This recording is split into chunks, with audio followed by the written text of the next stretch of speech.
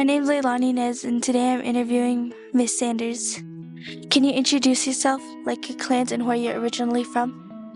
Lynette Sanders Yinshia. Zilt Aden Enschlo Tedeshkijni Bashichin.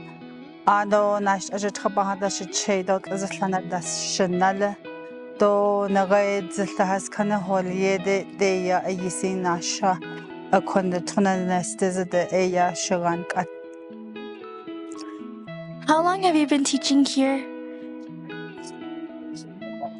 A year and a half so far. What was your first impression? I really enjoyed working for the year and a half here only because I feel so connected to this school. I went to school here, so it has always been a passion of mine to teach where I went to school.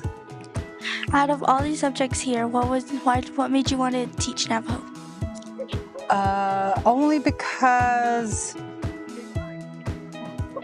it's important to know and it's important to speak. Nihizad be na entiendo be atigi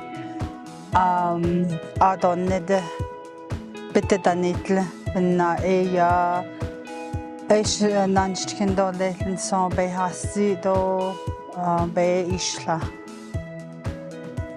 When do you think it's the best time to teach Navajo to the students? Every day, 24/7. That's how Navajo language should be taught. Not just for the 45 minutes, 55 minutes that is allotted for each class, but it should be done every single minute of every day. And what was the first language you learned? Navajo, the Nebizat. How did you become fluent? I was born into it. I learned it. I heard it every single day as a child, so I'm pretty fluent in that. Cool. And you mentioned going to school here. How is it different from going to school back then to how it is now? It's a huge difference. Huge difference. They didn't have Navajo language program at the time until we left. We got promoted from the 8th grade. They introduced the Navajo language, but most of us were pretty fluent already that were going to school here. Prior to that, of course, they had that assimilation where we weren't able to talk our language, but somehow in my generation, we still spoke the language and we were pretty much fluent in Navajo language at the time. But now there's absolutely none.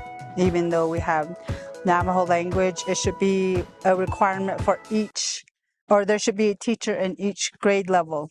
That probably the only way it would really make some improvement, not just 3 Navajo classes in each department.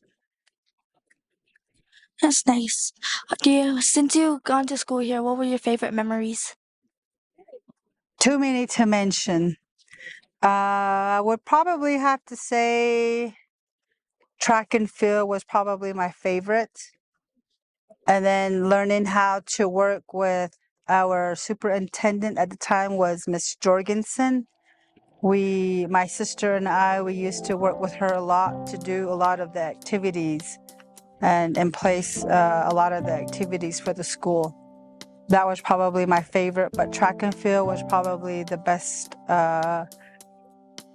memory going to school here. Now, about track and field, did you participate in track and field? Yes, I did. I did the 200, the hurdles, 100-meter hurdles, and the long jump. Those were my events. And for any of the track runners, do you have any advice for them? Discipline yourself. I always say individual sports is probably the best because you have a time that you're running against, not running against anybody else, but the time. And you work on that, increasing or decreasing your time so you become better at it.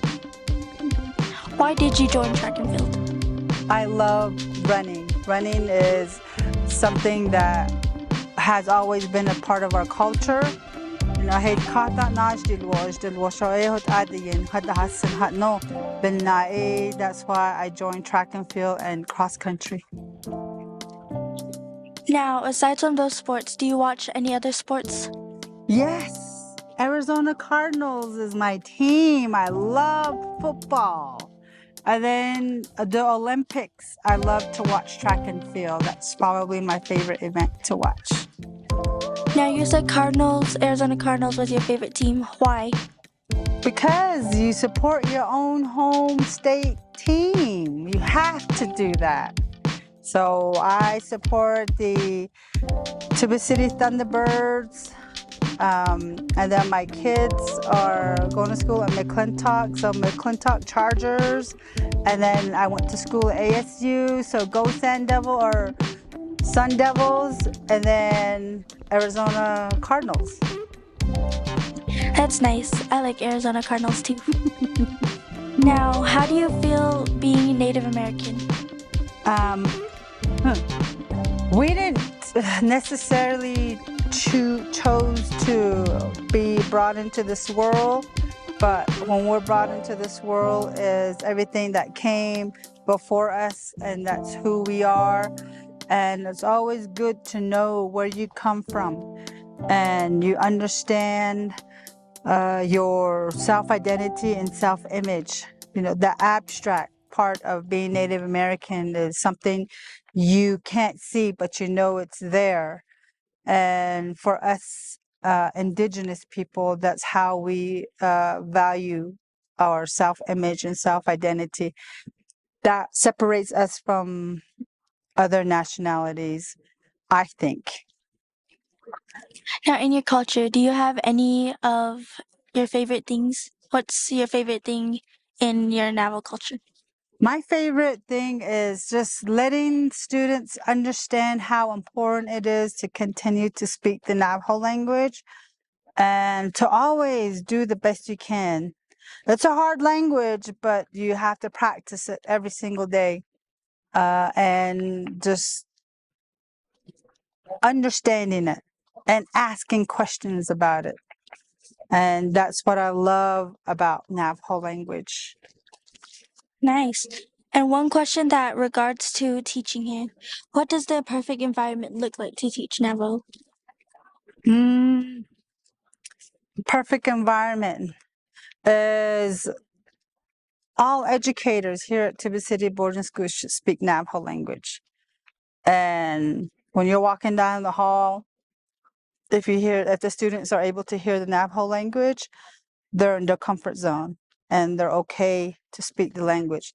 But if they leave my classroom and all I hear is English, that's not the environment I would like to teach in, because it's not fair to teaching Navajo language. Everybody should speak the language. If you're Navajo, understand it and learn how to speak the language. That's amazing. Thank you for being here and thank you for letting me interview you. Thank you. Yeah.